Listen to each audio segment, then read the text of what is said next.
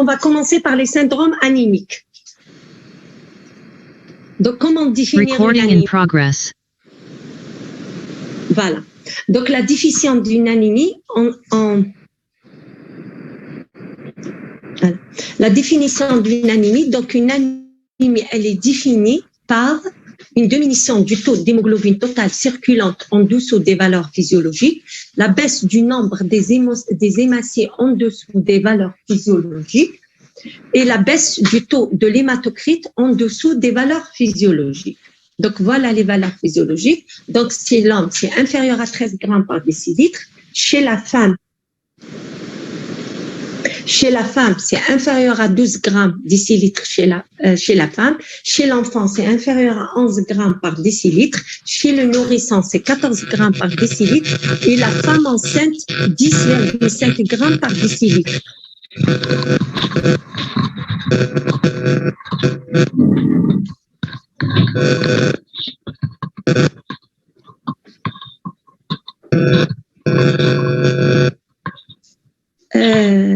Éteignez vos micros, s'il vous plaît.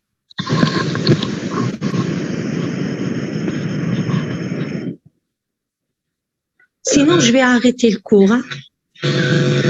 Profil micro تاعك. Celui qui a la main, éteint tous les micros. Docteur, je peux, mais qu'il y a des fois ils posent leurs questions ou là comme la question. Mais on termine le cours, ensuite ils posent des questions. Ils nous mettent pas des chansons, je ne sais pas qu'est-ce qu'il est en train de faire. D'accord, docteur, on s'explique. Voilà, il y a une différence entre poser une question et mettre un son. On termine le cours, ensuite ils posent les questions. Donc je disais,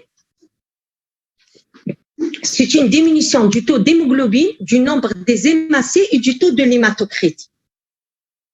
Donc, il faut savoir que l'anémie est un symptôme, d'accord? C'est juste un signe biologique qu'il faut toujours rechercher l'étiologie. C'est un motif de consultation qui est très fréquent, mais qui cache toujours quelque chose. Donc, la démarche diagnostique devant une anémie, si on a un patient qui vient pour anémie, c'est-à-dire pour une pâleur, qu'on l'envoie pour une anémie, il faut faire un interrogatoire minutieux, un examen clinique complet et interpréter d'une manière rationnelle l'hémogramme. C'est-à-dire qu'il faut voir le taux du VG1, de la CCMH et des réticulocytes. Les étapes du diagnostic d'une anémie, donc biologiquement, il faut l'affirmer. Comment on l'affirme? On l'a dit tout à l'heure, c'est une diminution du taux d'hémoglobine qui s'accompagne d'une diminution du taux d'hématocrite avec une diminution du taux des globules rouges. Les trois doivent être diminués pour parler d'anémie. Ensuite, on doit déterminer son type. Comment déterminer le type? C'est calculer le VG1, la CCAMH et la TGAMH. On analyse le frottis sanguin, on voit la morphologie des globules rouges et pour déterminer son mécanisme, s'il est central ou périphérique, on a besoin du taux de réticulocytes. Donc, on confirme l'anémie, on détermine son type, est-ce qu'elle est microcytaire, macrocytaire ou normocytaire, hypochrome ou normochrome. On voit le frottis sanguin pour analyser la morphologie des globules rouges, ça peut nous orienter vers les étiologies. Et enfin, on recherche si elle est centrale ou périphérique par le calcul du taux des réticulocytes. Et à la fin, on recherche l'étiologie.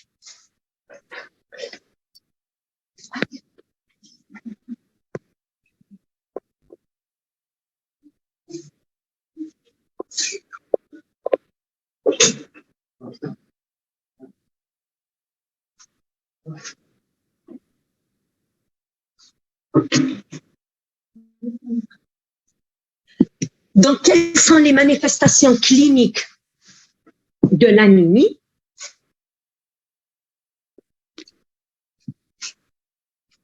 Donc, les manifestations cliniques de l'anémie sont en premier lieu la pâleur cutanéo-muqueuse, les manifestations fonctionnelles, on va voir tout à l'heure, et les signes de gravité selon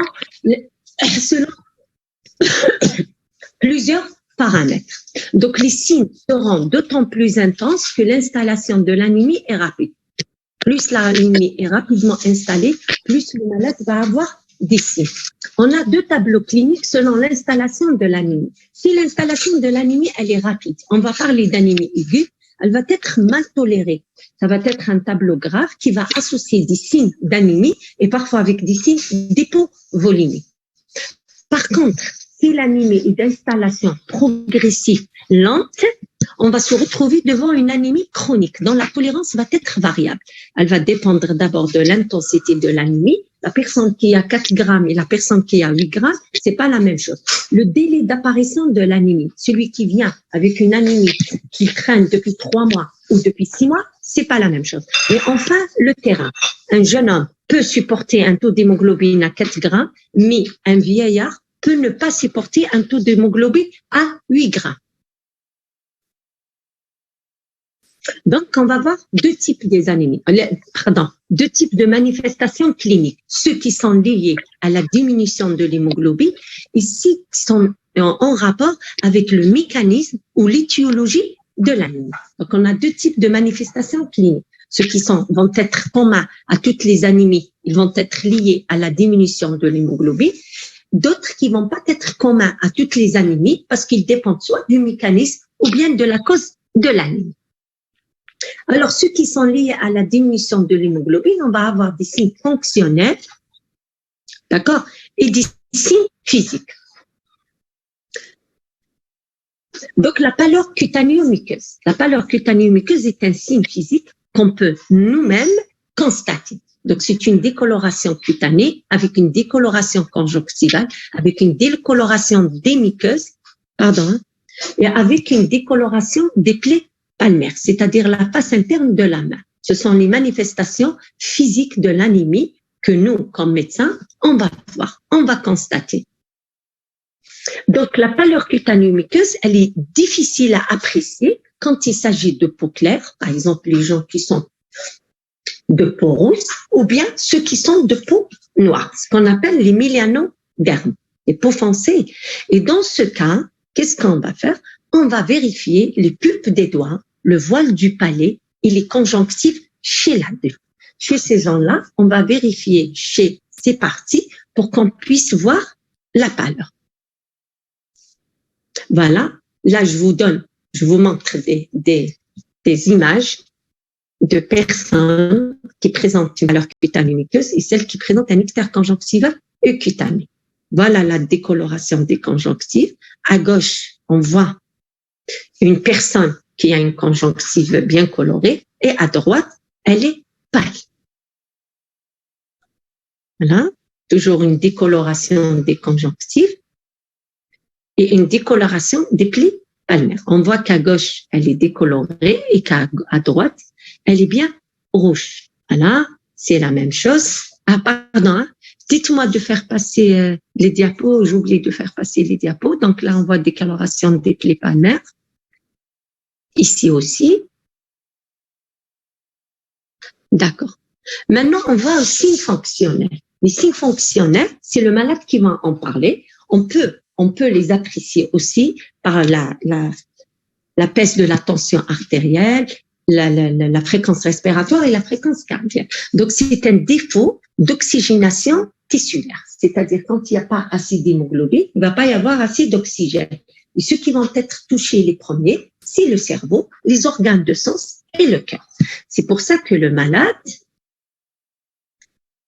va se plaindre de céphalée, de phosphène, c'est-à-dire il va voir des petites étoiles, des acouphènes, c'est la cochlée, et des vertiges, c'est le vestibule. C'est eux qui vont être le plus touchés par l'anémie.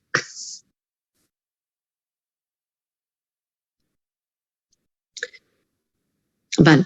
La tachycardie, les palpitations et les crises d'angoisse, c'est des choses qu'on peut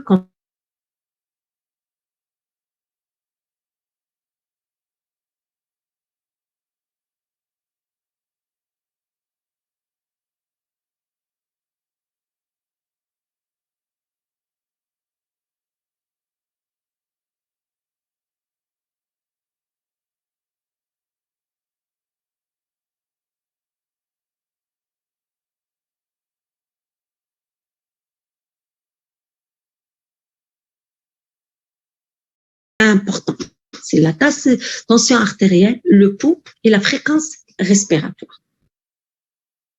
Donc, on va rechercher les signes de sévérité, une dyspnée au repos, une polypnée. Si c'est un malade qui n'arrive même pas à respirer au lit, c'est-à-dire qu'il va très mal.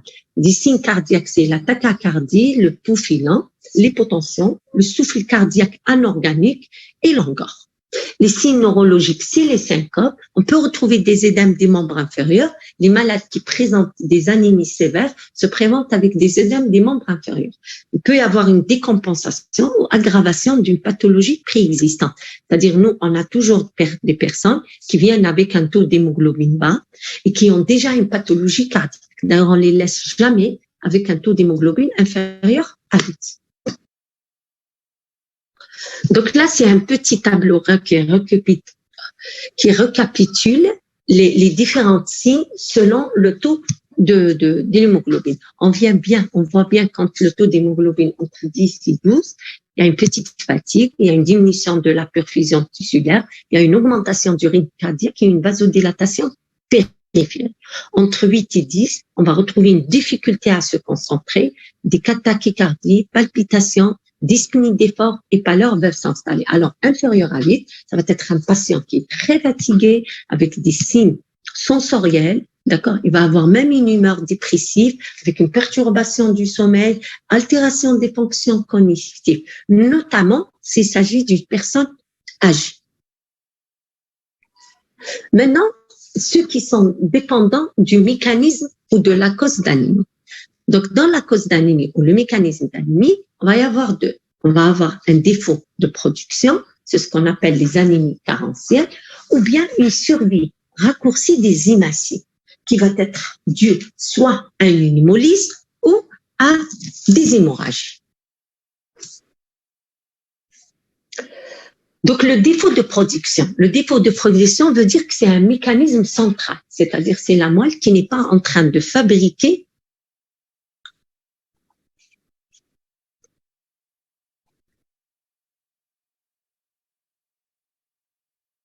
Mais كاين حتى واحد يحكم monsieur, c'est parce que vous avez un examen jeudi et votre examen c'est le 8 juin et ça arrive aux gens d'oublier, personne ne m'a averti la veille ou le matin que j'avais cours avec vous.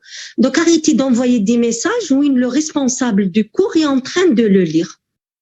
D'accord? شكون يحكم؟ ما كاين حتى واحد يحكم. Au contraire, je me suis portée volontaire de vous refaire même les syndromes hémorragiques. Je ne le refais pas. Je vous fais les syndromes anémiques et je me casse. N'importe quoi. Défaut de production, donc c'est des anémies arégénératifs, d'accord? Donc ça peut être une carence en fer et une carence en FAP. Vous savez bien que les globules rouges, pour être fabriqués, ils ont besoin du fer et du FAP, du facteur antipernicien, c'est-à-dire la vitamine B12 et les folates. Ce sont les trois éléments dont elle a besoin la moelle pour fabriquer des globules rouges. On va parler de la carence en fer. La carence en fer, elle est caractérisée par un syndrome sidéro-anémique. C'est-à-dire il y a le syndrome anémique, la pâleur cutanée muqueuse, avec les signes fonctionnels, avec les signes physiques, la tension artérielle,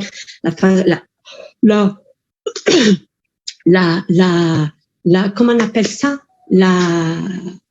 La fréquence respiratoire, la fréquence cardiaque, tout ça, c'est ce qu'on appelle un syndrome anémique. Puisqu'il s'agit d'une carence en fer, il va y avoir le syndrome sidéropénique. Sidéro veut dire fer, pénique, ça veut dire pénurie. Donc le syndrome en rapport avec la carence en fer. Chez les enfants, il y a ce qu'on appelle troublement de comportement. C'est-à-dire les enfants, ils ont tendance à manger de la terre dehors. Donc quand ils mangent la terre, ils diminuent l'absorption du fer. Ensuite, il va y avoir un cercle vicieux. La diminution du fer fait que l'enfant va continuer à manger de la terre. Ça s'appelle le PICA.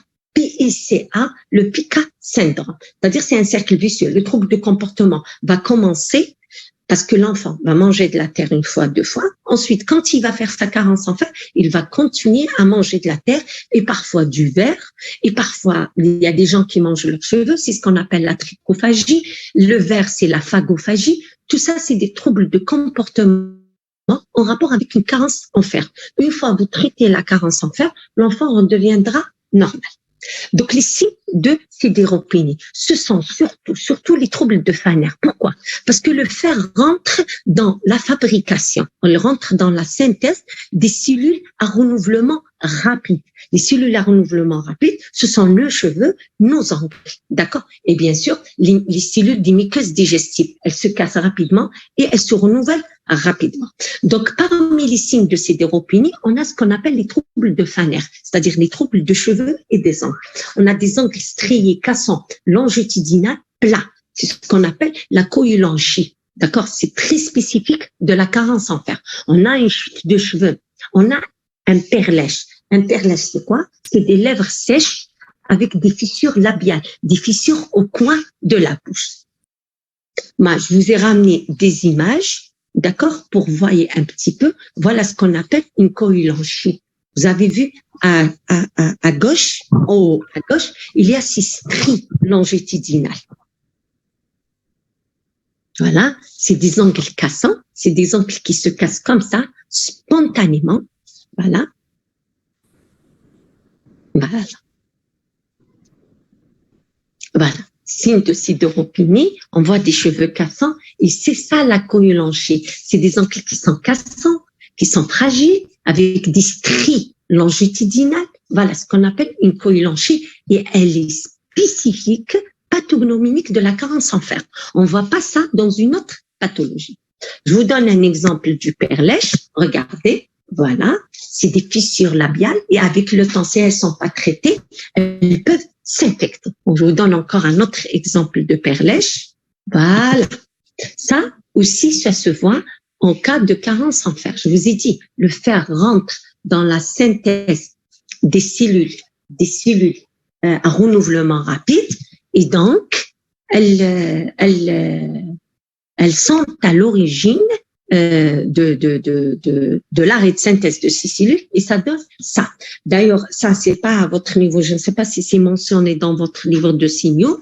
Au niveau de l'œsophage, il peut provoquer une œsophagite qui peut aller très loin. Ça donne le syndrome de Pelmer-Vincent qui peut se transformer avec le temps en un cancer de l'œsophage. Donc, la carence en fer, elle est caractérisée par quoi? Elle est caractérisée par une anémie microcytaire hypochrome arégénérative, des annulocytes au frottis sanguin. On n'a pas besoin de médullogramme en cas de carence en fer. D'accord? On ne fait pas de médullogramme. Comment on fait le diagnostic? Soit on fait le bilan martial, c'est-à-dire on va doser le fer sérique qui va être bas, on va doser la ferritinémie qui va être basse et on va doser la TIBC. La TIBC, c'est la capacité à transporter le fer. Du moment que le fer, il n'y en a pas, la capacité va systématiquement augmenter. Donc, le fer sérique, il va être bas, mais la capacité à transformer le fer, ça s'appelle TIBC, c'est Transferring Iron Bandic Capacité. Bandic, c'est-à-dire il le tient. Il le tient. Donc, c'est la capacité à la transférer, de transporter le fer, va être augmentée. Pourquoi? Parce qu'il y a des sites libres, il n'y a pas de fer. Ou bien, on fait ce qu'on appelle le test au fer. On donne le fer au patient et on rencontre le taux des réticulocytes, de taux de réticulocytes à 11 jours ou à 14 jours. Donc, anémie, c'est-à-dire le taux d'hémoglobine, de globules rouges et d'hématocrite est bas. Microcytaire, c'est-à-dire le VGM, il est inférieur à 80. Hypochrome, c'est-à-dire la CCMH, elle est inférieure à 34. Arégénératif, c'est-à-dire le taux de réticulocytes est inférieur à 120. Annulocytes, je vais vous montrer les annulocytes. Les annulocytes, c'est des globules rouges qui ont perdu complètement leur coloration. On a l'impression que ce sont des anneaux, des cercles vides. Et je le redis, dans la carence en fer, on n'a pas besoin de médullogramme. Voilà le frottis sanguin. Vous voyez, je ne sais pas, à droite, devant la cellule HEDIC, la cellule qui est en violet, la cellule qui est en violet, on voit des globules rouges complètement vides. on a l'impression que ce sont des petits cercles vides. C'est ce qu'on appelle les annulocytes. Les annulocytes aussi, ils sont pathognomoniques de la carence en fer. Voilà. On a terminé la carence en fer. On a dit donc la carence en fer. On a ce qu'on appelle le syndrome sidéro-anémique. C'est une anémie microcytaire hypochrome arégénérative. Le diagnostic se fait par le bilan martial. On n'a pas besoin de faire une ponction de moelle, un myélogramme ou un midillogramme dans une carence en fer. Dans la carence en FAP, c'est ce qu'on appelle les facteurs antipernicieux, parce qu'avant, cette anémie s'appelait l'anémie pernicieuse, car elle s'installait d'une manière pernicieuse. Une manière pernicieuse, c'est-à-dire une manière très progressive. Ça commence doucement, doucement, doucement, jusqu'au jour où le malade se retrouve confiné au lit. Avant, il faisait le diagnostic une fois le malade confiné au lit, carrément. Donc, elle est caractérisée par un syndrome neuroanémique avec des troubles souvent digestifs et des troubles psychiques. Pourquoi? Parce que la vitamine B12, souvent la cause de la carence en vitamine B12, c'est en rapport avec une malabsorption. Donc, c'est des gens qui font souvent des diarrhées, des troubles digestifs.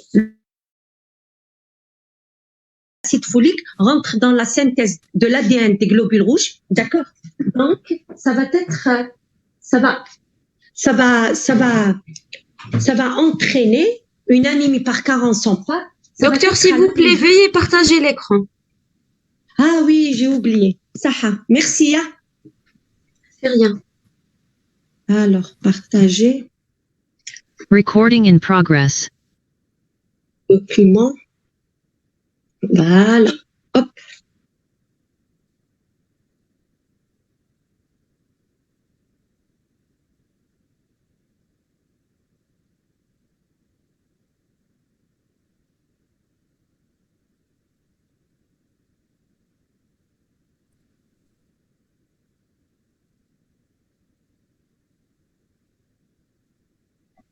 Docteur, il y a un étudiant qui vous dit qu'il n'a pas compris les troubles de... Mais allez, on termine le cours, ensuite on revient. Dites-lui de mentionner ça sur un papier.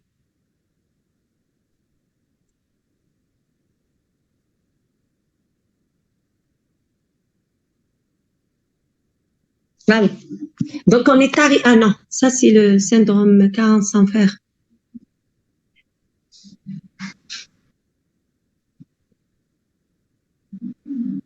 Après, je vais ouvrir la discussion et tout le monde me note les questions et il n'y a pas de souci. Je vais répondre. Je suis là pour ça de toute manière.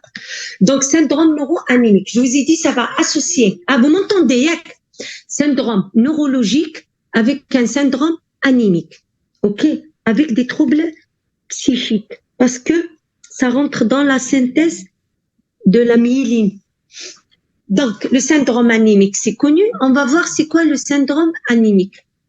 Alors, le syndrome anémique, il est connu. Le syndrome neurologique, ça va être des troubles neurologiques qui peuvent aller jusqu'à un syndrome pyramidal, voire un syndrome de queue de cheval. Les troubles psychiques, ça va être des patients qui vont avoir réellement l'air d'être malades psychiquement. Moi, j'ai eu une malade qui avait mis carrément sa main sur le feu. Et c'était une carence en B12. J'ai eu un malade qui était hospitalisé en psychiatrie pendant 6 mois et c'était une anémie, une carence en B12. Voilà. Donc, il est caractérisé par quoi? Attendez. Voilà. Donc, ce qu'on va voir, on va voir ce qu'on appelle la glossite. La glossite, elle est spécifique de l'anémie mégaloblastique. C'est une langue qui va être rouge, complètement dépapillée, qui va être parfois douloureuse, notamment quand on va goûter des aliments chauds. Voilà. Voilà. On voit ici une glossite avec disparition de toutes les papilles au niveau de la langue. Donc, c'est une anémie qui est macro... Ah, pardon, excusez-moi, il faut me faire la remarque. J'oublie de faire passer les diapos. Donc, voilà, une glossite, c'est une langue qui est rouge, avec une disparition complète des papilles. Regardez ici, d'accord? On voit une langue qui est rouge. Et cette langue, le hic qu'elle présente, c'est qu'elle est très sensible aux aliments chauds.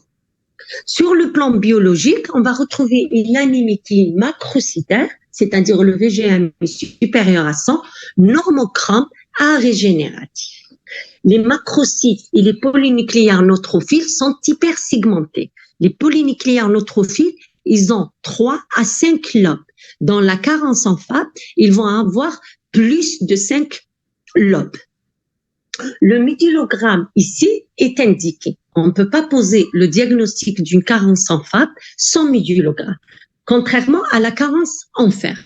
Donc, dans ce cas, pour faire le diagnostic, on fait les dosages vitaminiques ou bien les tests thérapeutiques. Les dosages vitaminiques, c'est-à-dire on dose d'abord la vitamine B12, ensuite les folates. Et les tests thérapeutiques, on commence toujours par la vitamine B12, ensuite les folates. Voilà le frottis sanguin. Voilà. Ça, c'est des PN hypersegmentés. Par exemple, si on prend celui qui est, le tableau qui est à gauche, le PN qui est au milieu. On va compter, il y a 1, 2, 3, 4, 5, 6, 7. Il y a au moins 7 segments. Alors, si on voit celui qui est complètement à gauche au milieu, il y a 1, 2, 3, 4, 5, 6, 7. Voilà. Donc, ça, c'est les PNL hypersegmentés. Et ça, c'est ce qu'on appelle la macrocytose. Il y a une macrocytose sur tout le tableau. Le médullogramme, on va avoir cet aspect. On va avoir des mégaloblastes. C'est des érythroblastes géants. On les voit. Regardez la photo qui est à gauche. Voilà. C'est des érythroblastes géants de grande taille avec un cytoplasme très bleu, basophile, d'accord, et un gros noyau avec une chromatine motée. À côté, on voit un myel, alors celui-là est un métamyélocyte. On voit un métamyélocyte géant. Et même à droite, on voit un métamyélocyte géant. Dans l'anémie mégaloblastique, on va retrouver une hyperplasie érythroblastique, mégaloblastique, avec un gigantisme granulaire. C'est-à-dire les aliments granuleux, ils vont être géants. Alors, on a dit qu'il y avait, qui sont dues, les manifestations cliniques qui sont dues qui sont en rapport avec la cause ou le mécanisme des anémies. On a vu d'abord le défaut de production, c'est-à-dire les origines centrales, le mécanisme central. On a vu la carence en fer et la carence en FAP. Maintenant, on va voir le mécanisme périphérique. Le mécanisme périphérique, qu'est-ce qui va se passer? Les globules rouges vont avoir une courte durée de vie, soit due à une hémolyse ou à une hémorragie. C'est un mécanisme périphérique. On a vu le mécanisme central, maintenant c'est le mécanisme périphérique. On va parler d'abord des hémolyses. D'accord? Les hémolyses. Donc, c'est quoi les anémies hémolytiques? Donc, les anémies hémolytiques, elles sont liées. L'hémolyse, c'est quoi? C'est un raccourcissement de la durée de vie des hémacées. Les hémacées, normalement, vivent 120 jours. Quand il y a une hémolyse, cette durée de vie va être diminuée. Donc, elles sont hyper régénératives, c'est-à-dire que là, la moelle va travailler, c'est pas une cause centrale. Donc, quand on lui dit, voilà, on n'a pas de globules rouges, elle va augmenter sa production. C'est le feedback positif. Donc, le taux de réticulocytes va être supérieur à 120. Donc, hyper régénératif. Il va y avoir un hypercatabolisme de l'hémoglobine. Dans l'hémolyse, le globule rouge, soit celui qui n'est pas bon, donc il s'hémolyse, soit quelqu'un l'attaque, donc il s'hémolyse. Dans ce cas, il va libérer l'hémoglobine qui va être détruite. L'hémoglobine, elle est constituée de la bilirubine. C'est pour ça, en cas d'hémolyse, on va avoir une augmentation du taux de la bilirubine non conjuguée, ce qu'on appelle la bilirubine indirecte, qui va se compliquer souvent de lithiase vésiculaire. Donc, on en a deux types. On a celles qui sont congénitales. Elles sont souvent de cause corpusculaire, c'est-à-dire il y a un problème au niveau du globule rouge. Donc, dans le globule rouge, vous savez bien que le globule rouge est une cellule qui contient de l'hémoglobine et des enzymes qui vont lui permettre de vivre. Donc, soit c'est un problème au niveau de l'hémoglobine, ce qu'on appelle les hémoglobinopathies, ce sont les maladies héréditaires de l'hémoglobine, ou bien c'est un problème au niveau de la membrane érythrocytaire ou bien au niveau de ces enzymes. C'est ce qu'on appelle les érythroenzymopathies, soit de la membrane érythrocytaire, soit de ces enzymes. Ensuite, on a les anémies hémolytiques acquises. Ça, c'est une cause extracorpusculaire, c'est-à-dire c'est une cause externe.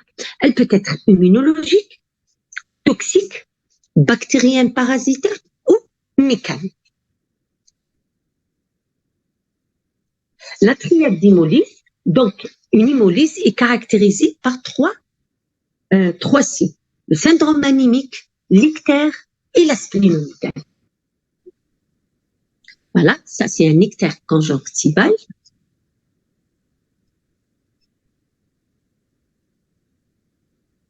Voilà, ça, une splénomégalie. Voilà. Donc, dans les hémolyses congénitales, je vous ai dit, il y a les atteintes de l'hémoglobine, les atteintes des enzymes et les atteintes de la membrane érythrocytaire, la membrane du globule rouge. Donc, dans les immunoglobinopathies, on en a deux. On a la thalassémie, donc c'est la plus fréquente en Algérie, c'est la bêta-thalassémie. Il y a les alpha-thalassémies et elles sont fréquentes en Asie. La drépanocytose.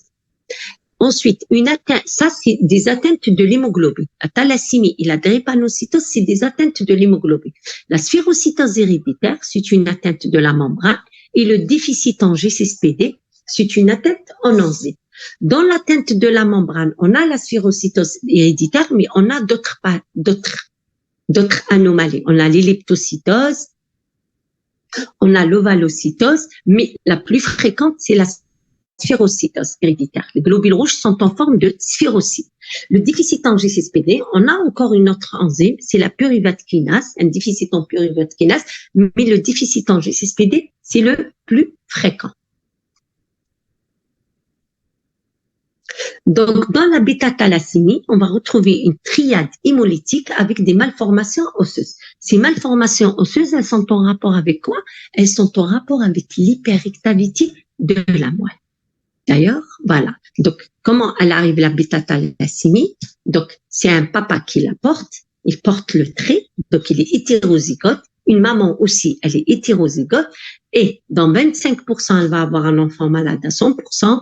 Dans 50%, elle va avoir un malade qui porte le trait. Et dans 25%, elle va avoir un enfant sain. Voilà. Là, c'est un exemple des malformations osseuses. Donc, il faut savoir que la moelle, l'activité de la moelle se fait essentiellement au niveau des os plats. Les os plats qui sont le crâne, le sternum, l'os iliaque. C'est pour ça qu'on fait la moelle au niveau sternal ou au niveau iliaque. Donc, quand il y a cette hyperactivité de la moelle, ce qui va se passer, le franc, il va être déformé, ainsi que les maxillaires. Il va y avoir un prognatisme maxillaire avec un bombement du franc. Je vais vous montrer d'autres images. Voilà, un autre enfant qui est bêta-thalassémique. On voit qu'il a une splénomégalie, on voit qu'il y a un prognatisme maxillaire, c'est-à-dire une sortie du maxillaire avec un bombement du franc. Voilà, ça, ils sont deux frères bêta-thal. Voilà, vous voyez celui qui est à droite, il est plus mal formé que celui à gauche. Donc, soit celui qui est à gauche est une bêta-thal intermédiaire et l'autre, c'est une bêta-thal majeure. D'accord, c'est pour ça. Ou bien celui qui est à droite a été bien pris en charge, bien transfusé et l'autre, non. On voit bien chez lui qu'il y a un prognatisme maxillaire, il y a une sortie du maxillaire et une déformation du franc, du crâne. La drépanocytose aussi, c'est une triade hémolytique. Dans la bêta-thal, ce sont les malformations osseuses et dans la drépanocytose, ce sont les crises vaso-occlusives. Donc, la drépanocytose, je vous ai dessiné ce glissement, car pourquoi ça s'appelle la drépanocytose? Parce que c'est des drépanocytes. Ce sont des globules rouges qui sont en forme de faux. Le faux, la faux plutôt, on dit la faux, c'est al-menjel. C'est pour ça, en arabe, on dit l'anémia, anémia, ou là, comme ça, al-menjelia. Voilà, c'est la même chose. Donc, les parents sont porteurs, mais ne sont pas malades, ils sont hétérozygotes. Et donc, s'ils ont 4 enfants, d'accord, ils vont avoir 25% enfants malades, 25% enfants non malades et 50% enfants porteurs. Voilà, c'est une maladie surtout qu'on voit chez les Noirs. Donc c'est une maladie de l'Afrique noire, mais elle existe en Algérie. Ça, c'est un ictère conjonctival. Et ça, c'est ce qu'on appelle le syndrome main et pied. Je vais vous dire pas que ça, mais vous n'êtes pas censé savoir à ce niveau ces choses-là. Donc dans la drépanocytose, les signes changent selon l'âge. Donc quand on est nourrissant, c'est surtout le syndrome main-pied. Ce sont des crises vaso-occlusives au niveau des mains et des pieds. Ensuite, quand il va grandir un petit peu, il va y avoir la disparition de la rate, parce que les globules rouges, ils vont provoquer des infarcissements de la rate jusqu'à ce que la rate disparaisse complètement, parce que c'est des globules rouges qui supportent pas les conditions. Quand il y a des conditions qui sont pas confortables pour ces globules rouges, qu'est-ce qu'ils vont faire? Ces globules rouges, ils vont changer de forme, ils vont provoquer des microthromboses. À force de provoquer parce que ce qui se passe, c'est que le globule rouge, quand il tourne dans le corps, à un moment, il passe par la rate. Et dans la rate, les conditions, elles sont horribles. Donc, c'est à ce moment-là que le globule rouge souffre. C'est pour ça qu'on dit que la rate est le cimetière des globules rouges. Parce que les globules rouges passent par la rate. Donc, quand ils sont jeunes, en bonne santé, ils passent et ils sortent. Par contre, quand ils ont vieux, ils meurent parce qu'ils supportent pas les conditions de la rate. Donc, dans ces problèmes d'anémie hémolytique, où on a un problème au niveau du globule rouge, quand il passe dans la rate, il s'en sort pas. D'accord? Et à force de temps de passer, dans le cas de la drépanocytose, il va provoquer des microthromboses. À force de temps, il va y avoir des infarcissements jusqu'au jour où la rate va disparaître.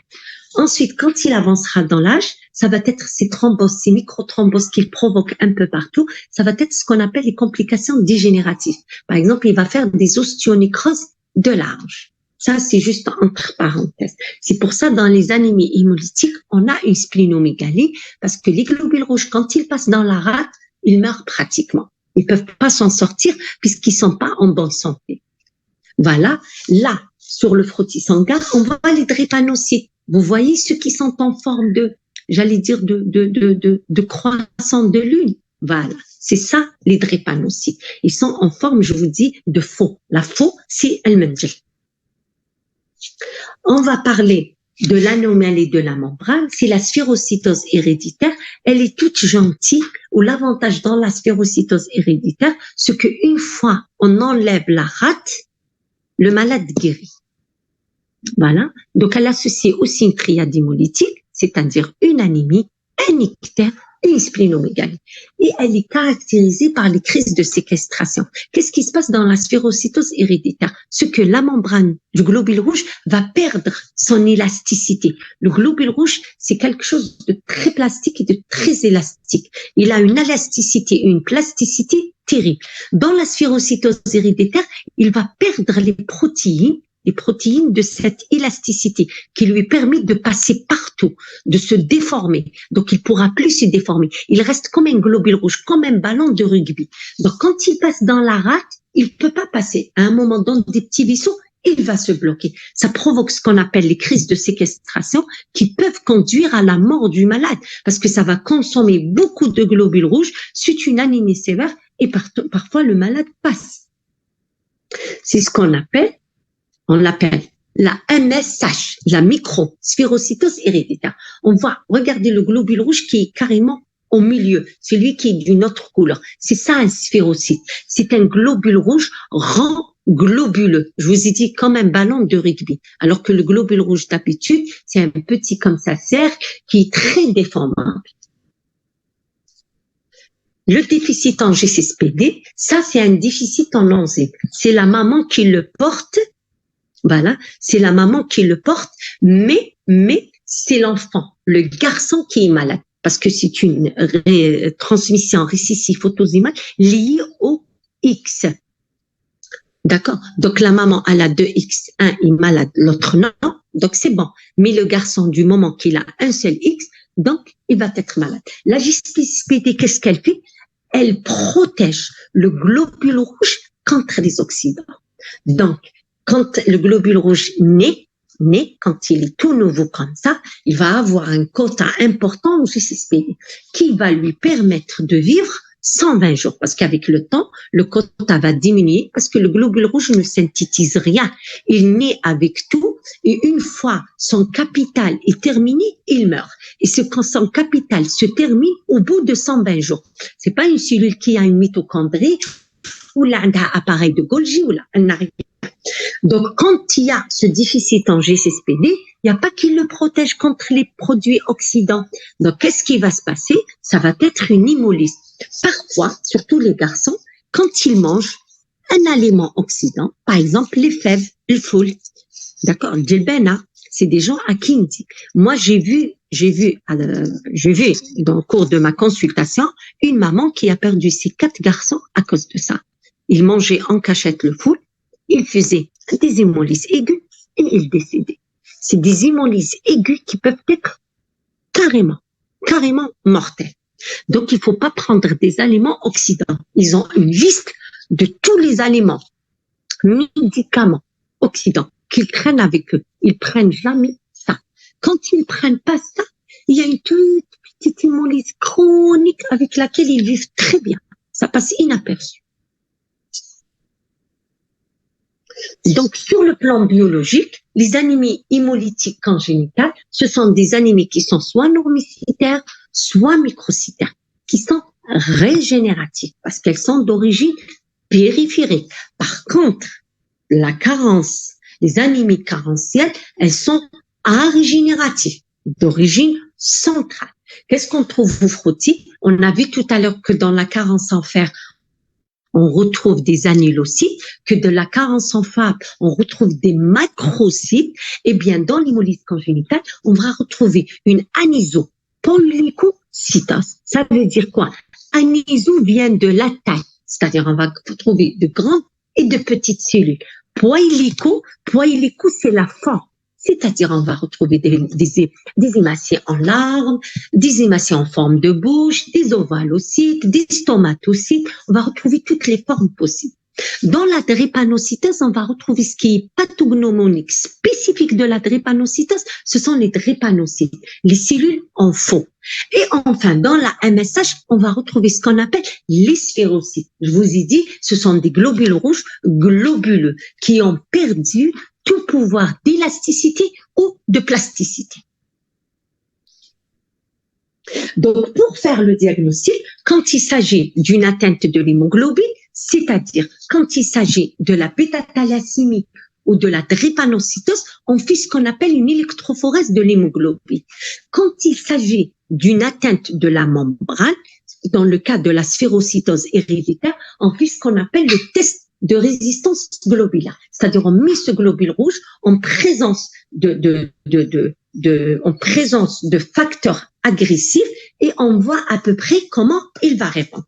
Pour la G6PD, on fait systématiquement le dosage enzymatique. On arrive aux anémies hémolytiques acquises. Donc, c'est quoi? Acquis, pas congénital. On n'est pas avec. Le globule rouge, il est sain. Mais une fois il sort à l'extérieur, il est agressé par des facteurs extérieurs, extrinsèques. Ils peuvent être infectieux, ce sont les bactéries, le paludisme par exemple, ou bien virales. Elles peuvent être immunologiques, c'est-à-dire que le corps va développer des anticorps qui vont être dirigés contre les globules rouges. Ils peuvent être auto ou allo. D'accord, auto, c'est-à-dire le corps lui-même qui va fabriquer. Allo, c'est-à-dire il y a un truc qui rentre dans le corps, il les fabrique. Ils peuvent être aussi d'origine toxique. Par exemple, le benzène, la phénacétine, pénicilline, le sulfamide. Le sulfamide, par exemple, c'est des produits oxydants. S'il les prend quelqu'un qui a un déficit en GSPD, ça va provoquer une hémolyse. Ensuite, mécanique. Mécanique, c'est quoi? Par exemple, les valvulopathes. Les valvulopathes, quand le sang, surtout si c'est une valve qui a été endommagée, quand le sang passe, ça va provoquer une hémolyse, une circulation extracorporelle, la prothèse cardiaque. Tout ça, ça peut attaquer le globule rouge. On a deux pathologies qui peuvent être à l'origine d'hémolyse acquise. On a l'hémoglobinurie paroxystique nocturne, c'est-à-dire le corps va fabriquer des anticorps qui vont attaquer ces globules rouges. Hémoglobinurie paroxystique nocturne, paroxystique parce que c'est pas tous les matins que le patient trouve du sang dans les urines, nocturne parce que le soir il dort avec des urines claires et le matin quand il va faire pipi, il trouve du sang dans les urines. Ensuite, on a la microangiopathie thrombotique et on a l'hypersplénisme. Tous ces facteurs peuvent être à l'origine d'une hémolyse qu'on appelle une hémolyse mécanique. Les hémorragies, donc les hémorragies, elles peuvent être aiguës ou chroniques, elles peuvent être spontanées ou provoquées, traumatiques, elles sont régénératives parce qu'il n'y a pas une atteinte de la moelle, les globules rouges sont là, mais ils sont éliminés, macrocytaires normochromes ou microcytaires hypochromes. Quand c'est une hémorragie aiguë, ça va être macrocytaire normochrome. Par contre, si c'est une hémorragie chronique, on va perdre du fer avec le temps et donc ça va devenir une carence en fer et ça va être microcytaire hypochrome. Les anémies inflammatoires, donc les anémies inflammatoires, c'est surtout dans les pathologies inflammatoires chroniques et dans les néoplasies. Le fer de l'organisme, dans ce cas, il est séquestré, il est détourné par les macrophages, d'accord, qui les libèrent doucement. D'accord, le patient va se Le patient va se plaindre des signes qui sont liés d'abord à sa maladie causale, c'est-à-dire soit à son cancer, à sa néoplasie ou sa maladie inflammatoire. Ensuite, il va se plaindre aussi des signes qui sont liés au syndrome inflammatoire. Biologiquement, le taux d'hémoglobine est exceptionnellement inférieur à 6. Donc, les anémies inflammatoires à 4, 5, 6 grammes, ça n'existe pas. L'anémie inflammatoire descend rarement moins de 8 grammes. On peut retrouver une hyperleucocytose en rapport avec syndrome inflammatoire, une hyperplaquétose. On va retrouver un fer sérique bas, mais pas comme dans les anémies féripriles. Et on peut retrouver une CRP qui est un signe d'inflammation aiguë élevé. Les anémies aplastiques, donc les anémies aplastiques, c'est l'aplasie médulaire. Donc c'est une hémopathie qui va être caractérisée par une bicytopénie ou une pancytopénie, c'est-à-dire une diminution soit de 2 lignées, globules rouges et globules blancs, ou bien les 3 lignées, globules rouges, globules blancs et plaques. Elle peut être primitive, c'est-à-dire l'enfant né avec cette maladie, c'est ce qu'on appelle la maladie de Fanconi, l'anémie de Fanconi, ou bien secondaire. Secondaire, soit une leucémie aiguë, soit un lymphome, myélome, médicaments, radiation ionisante, infection, ou bien un problème immunologique. Ce sont des anémies qui sont d'ordre central.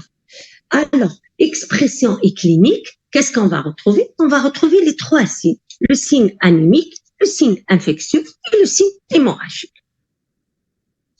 Donc, on va passer au côté pratique. Les planches qui restent, c'est pour votre pratique. Donc, qu'est-ce qu'il faut regarder sur un hémogramme? On doit regarder le taux de globules blancs. On doit regarder le taux d'hémoglobine, le VGM, la CCMH, les plaquettes. Et s'il y a un taux de réticulocytes, il faut le regarder.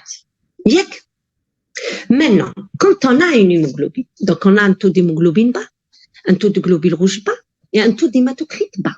Qu'est-ce qu'on va dire? On va dire que cette personne a une anémie. Attention, parce que parfois, le taux d'hémoglobine, il est bas.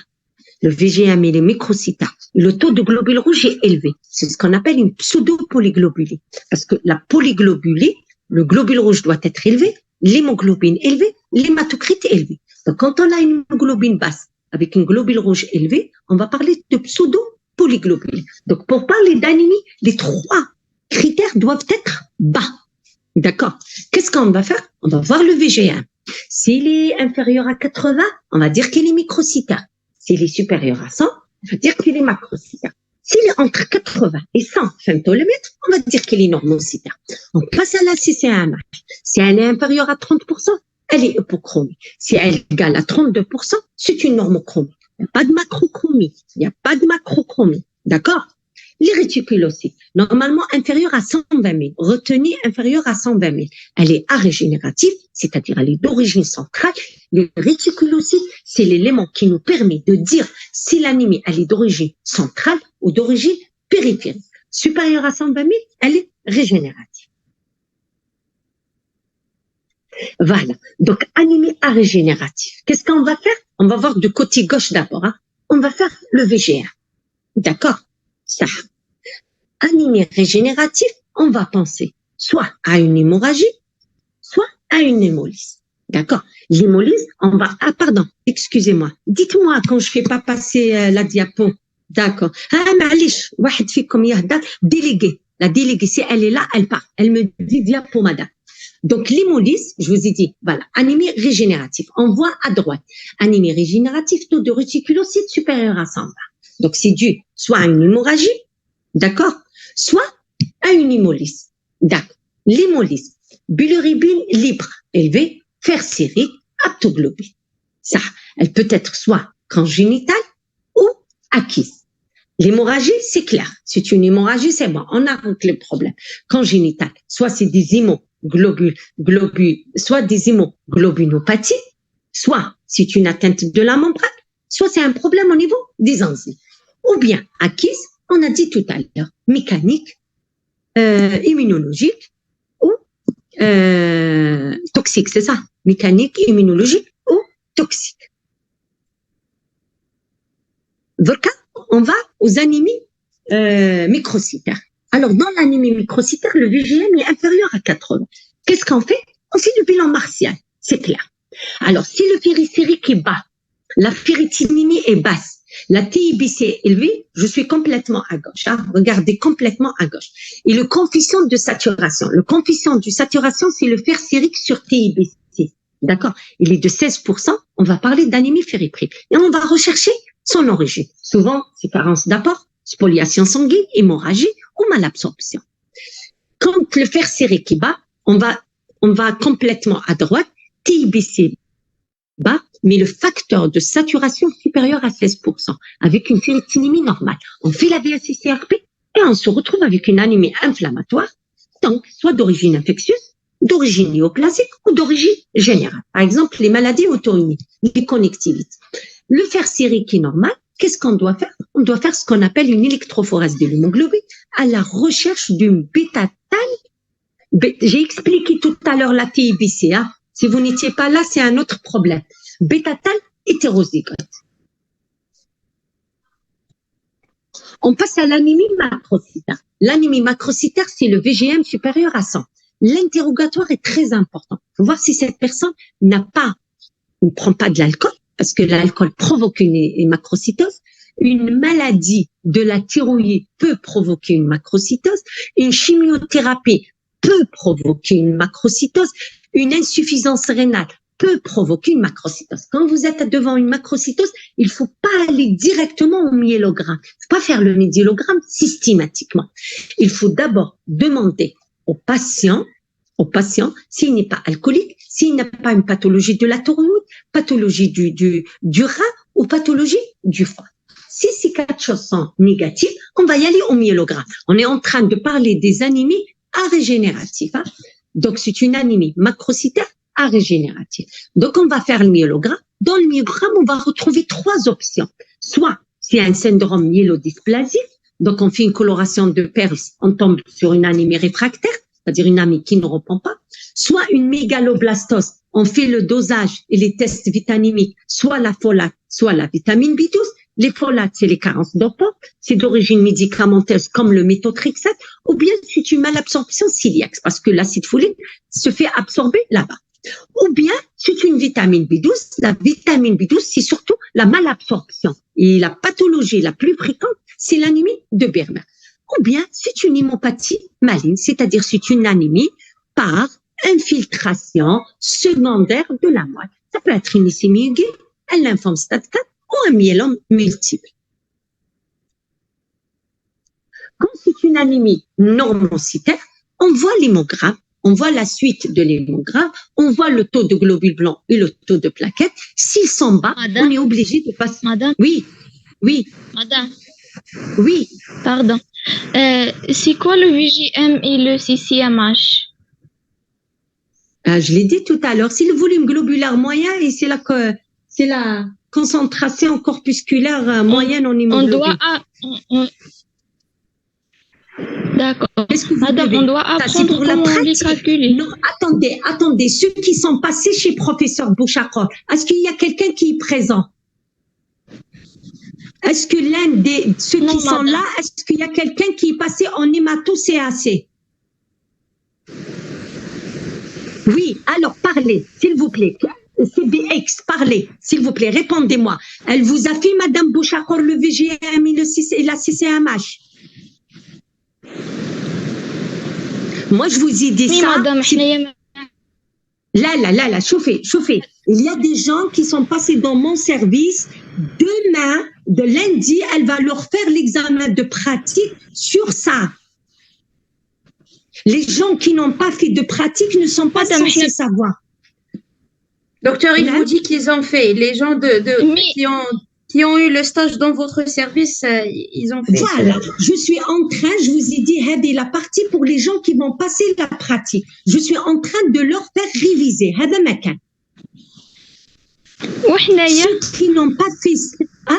Mais على باليش انا راني نهضر على اللي داروا la pratique. Sinon le cours je l'ai fait, c'est bon. ما ديروش تاع On doit les l'éducation apprendre. normalement, c'est ce qu'on. Non, regardez madame, moi le cours je l'ai terminé. Ce qui va tomber à l'examen de signaux, c'est le cours. Ce que j'ai expliqué maintenant, c'est les gens qui ont examen de pratique.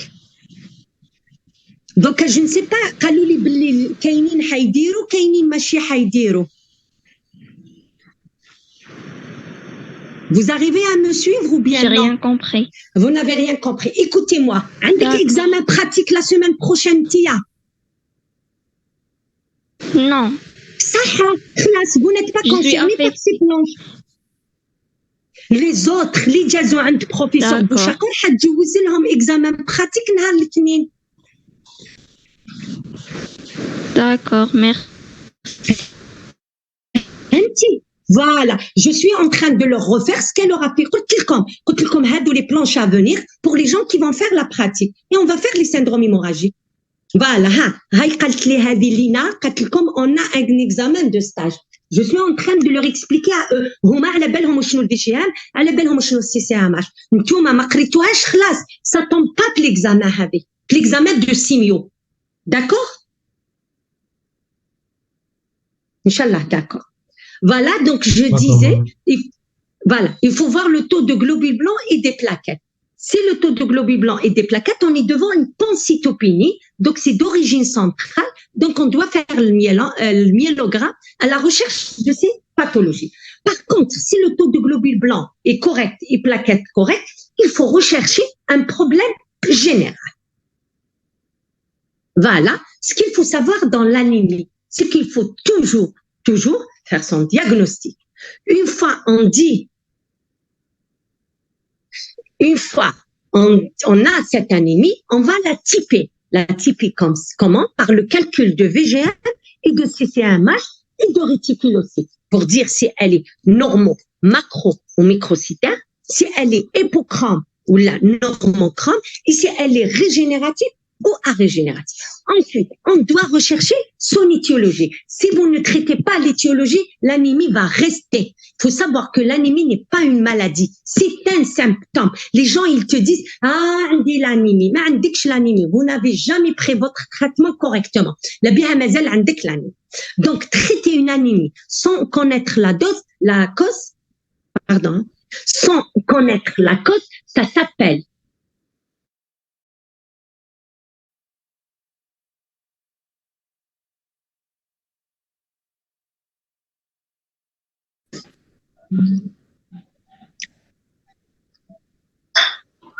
C'est bon?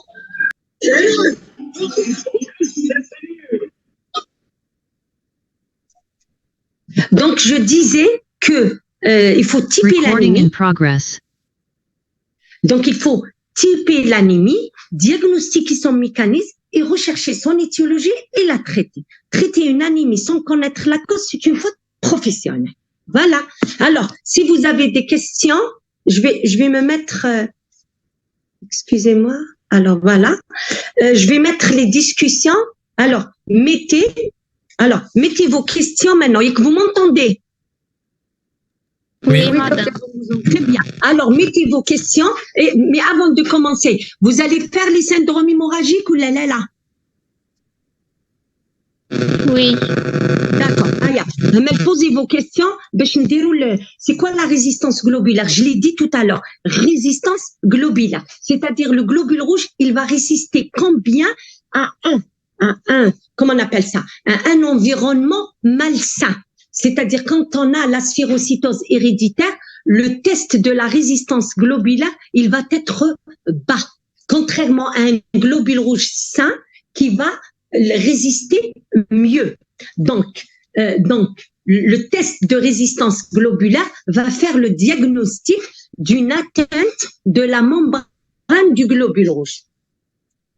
Alors, la deuxième question, au stage, j'ai vu un enfant qui a une spleen. C'est quoi hypersplénisme? Non, l'hypersplénisme, c'est quelque chose, et la splénomégalie de la drépanocytose. La drépanocytose, due à l'hémolyse, je vous ai dit tout à l'heure que les globules rouges souffrent dans la rate. La rate donne des conditions terribles aux globules rouges. C'est la base. La rate, c'est le cimetière des globules rouges. Ça s'appelle comme ça. Dans la sphérocytose héréditaire, pourquoi le malade guérit? Quand on enlève la rate, c'est là-bas où il souffre, le globule rouge. Quand on enlève la rate, ça y est, il n'y a pas où il va mourir. Donc, il vit un peu plus. Donc, le malade a un taux d'hémoglobine assez correct. Donc, alors que dans l'hypersplénisme, c'est une augmentation du taille attendez, arrêtez les questions jusqu'à ce que je termine. Attendez, n'écrivez plus de questions. Ensuite, Anna, je vous dis. L'hypersplénisme, c'est une augmentation du volume de la rate par séquestration des éléments dans la drépanocytose. C'est une hémolyse chronique. Dans le hypersplénisme, souvent c'est aigu. Il mange les éléments figurés du sang. Voilà. J'espère que j'ai répondu à votre question. C'est quoi spoliation? Spoliation, ça veut dire hémorragie. Spoliation sanguine, ça veut dire saignement. Mais il est en train de perdre du sang. Et quand on utilise le mot spoliation, c'est un saignement qui passe discrètement. J'ai pas compris la corrélation. Je vous ai dit, le fer rentre dans la synthèse des cellules à renouvellement rapide. Parmi les cellules à renouvellement rapide, on a les cellules de l'œsophage. Ces cellules de l'œsophage, qu'est-ce qui va se passer? Elles vont pas être synthétisées. Elles vont être, comment on dit le mot? Il va pas y avoir. Donc, il va y avoir une œsophagite. Et tout ce qui n'est pas bien fabriqué, n'est pas bien couvert, systématiquement, il va se transformer en cancer. On voit dans l'anémie de Biermer, c'est une gastrite. Si elle reste cette gastrite, elle va se transformer en cancer du l'estomac. Dieu a bien fait les choses. Les cellules doivent être couvertes pour qu'elles vivent bien. Est-ce que les acouphènes sont... Oui, bien sûr. Bien sûr, tous les signes des organes sensoriels, une fois l'anémie est corrigée, tout va rentrer dans l'ordre. Comment la rate va disparaître? Je vous ai dit tout à l'heure, dans la drépanocytose, exceptionnellement dans la drépanocytose, les globules rouges vont prendre une autre forme et ils vont thromboser. Arrêtez les questions, s'il vous plaît. Quand je dis moi, vous allez faire. Donc la rate va disparaître, parce qu'à force de faire des infarcissements, elle va se réduire jusqu'à disparaître. Les valvulopathies provoquent une hémolyse. Pourquoi? Parce que les valvulopathies, elles sont de quoi? Elles sont faites de quoi? Elles sont faites de trucs métalliques. Et donc, quand le globule rouge passe par le métal, il est hémolysé. C'est un facteur extrinsèque qui est en train de l'hémolyser. L'anésopoïkilocytose, je l'ai expliqué tout à l'heure. Donc, l'anéso, c'est une différence de taille. Poïkilo, c'est une différence de forme. Cytose veut dire la cellule. C'est-à-dire, c'est des globules rouges qui vont être de taille et de morphologie différentes. On va avoir des globules rouges petits et grands et on va avoir des formes différentes. Alors, d'autres questions?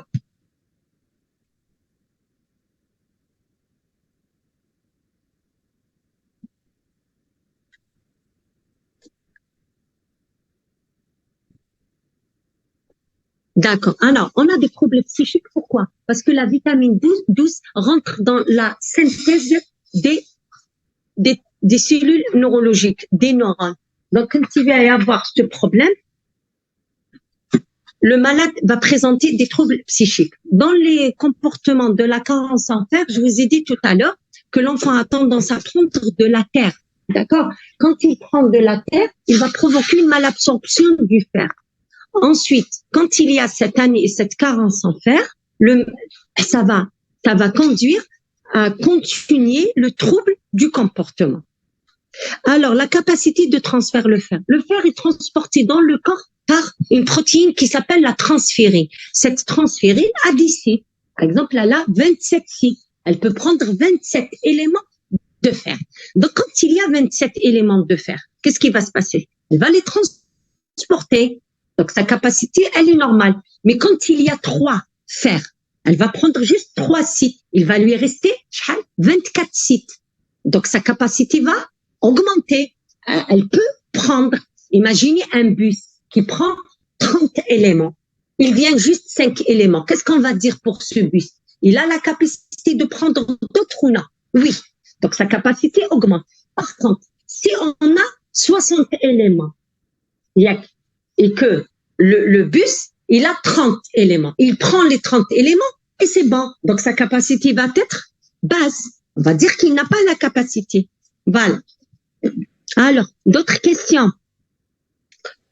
Et quelle est sa relation avec l'anémie? Je viens d'expliquer. Quand il y a une anémie par carence en fer, il va pas y avoir du fer. Et donc, la capacité de la transférine va augmenter. Elle va avoir des cycles libres. Elle va attendre là où on va trouver du fer pour le transporter. Alors, dans la sphérocytose, pourquoi on a une crise de séquestration? Parce que parfois, les globules rouges, quand ils passent, ils sont tous hémolysés. Il y a une hémolyse comme ça, collective, ça va provoquer une séquestration, ce qu'on appelle une séquestration. La rate capte les globules rouges, il laisse chez elle et elle les hémolyse.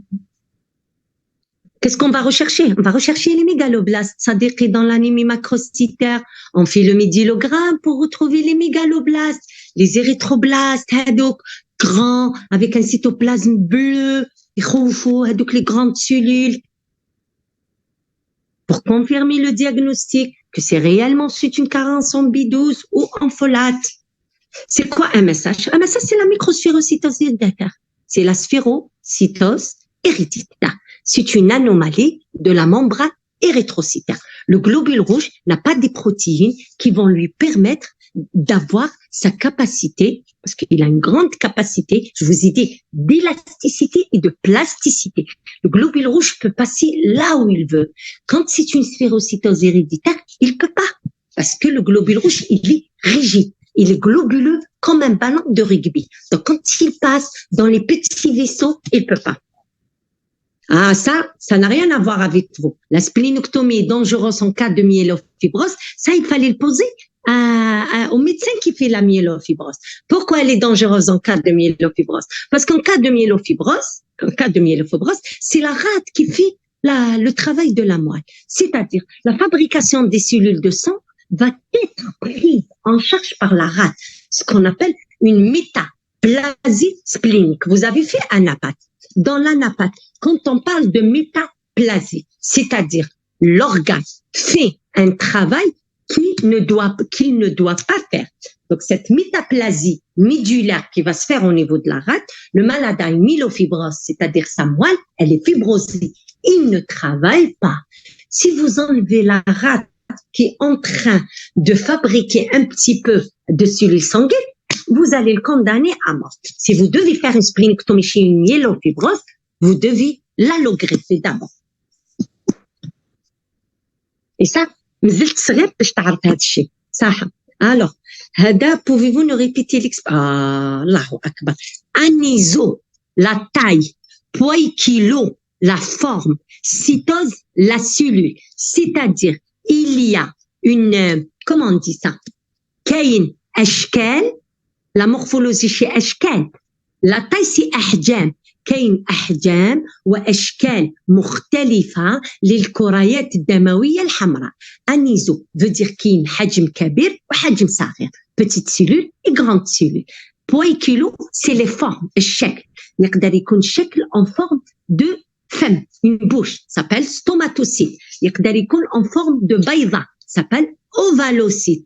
يقدر يكون en forme de sphérocyte. يقدر يكون en forme de, alors, en larmes. C'est des globules rouges, on a l'impression دمعة, دموع, en larmes. Voilà. Alors. Les annulocytes, parce que qu'est-ce qui se passe? Je vais vous dire, ça c'est un petit peu jeune pour vous. C'est la physiopathe de la carence en fer. Qu'est-ce qui se passe dans le globule rouge? Il y a le cytoplasme, il y a le noyau. D'accord? Quand il est au niveau de la moelle, là, quand il sort de la moelle, c'est une cellule anucléée, mais noyau. C'est pour ça, elle consomme ce qu'elle a et elle meurt. Au niveau de la moelle, donc il y a une relation entre le cytoplasme et le noyau. Quand le noyau termine sa maturation, il dit le cytoplasme حبس. Quand le cytoplasme termine sa maturation, il dit le noyau حبس. Dans la carence en fer, il n'y a pas de fer. Le cytoplasme ne termine pas sa maturation à temps. Ou le noyau, il y a il va dire au cytoplasme, c'est bon, j'ai terminé, on va se diviser. Le cytoplasme, il coule peu chargé. Donc, il va donner des cellules qui vont être mal chargées en fer. Donc, quand elles sont mal chargées en fer, elles vont être hypocrampes. Puisque le noyau a tardé, parce que le cytoplasme, il va lui dire, donc quand il va se diviser, il va donner des petites cellules mal chargées. Petite cellule veut dire microcytose, mal chargée veut dire hypocrampe. Contrairement à la vitamine B12, c'est un problème au niveau du noyau. La B12 rentre dans la synthèse de l'ADN, donc au niveau du noyau. Donc, le cytoplasme, il est en train d'attendre que le noyau, c'est bon, arrête de charger, je suis mature. Donc, on va retrouver un cytoplasme qui est très chargé et un noyau qui va se diviser peu. Parce qu'avec le noyau, il a tardé sa maturation. Puisqu'il va se diviser peu, on va avoir de grandes cellules qui sont bien chargées. Ça s'appelle la macrocytose. Faites l'apparition, j'ai compris. Alors, other question ou la mécanique? Alors, déléguée, madame la déléguée. Oui, docteur.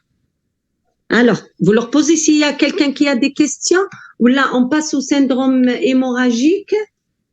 Normalement, le syndrome, la pratique, quand les Bouchakor, quand elle leur a fait, elle a trouvé qu'ils n'ont rien compris. Donc, je ne sais pas ce qu'ils n'ont rien compris. Ou là, alors, je vous refais le syndrome hémorragique ou là, une demi-heure, on les termine. Oui ou non? Madame, c'est un autre cours. Les syndromes hémorragiques, quand elle l'a fait, sinon les gens qui ont examen lundi restent pour que je leur passe. Alors, les gens qui sont avec Bouchakor, vous restez ou vous restez pas et je fais le cours. Aïe, oui, très bien. Donc, on commence. Ceux qui ne sont pas intéressés peuvent quitter, hein, parce que ça, c'est pas mon cours. C'est pas moi qui va poser des questions, rien du tout. Je vais leur faire, à cause de la pratique, ils vont voir le 8. Parce que quand les Bouchakor, ils n'ont pas compris. Voilà. Quand les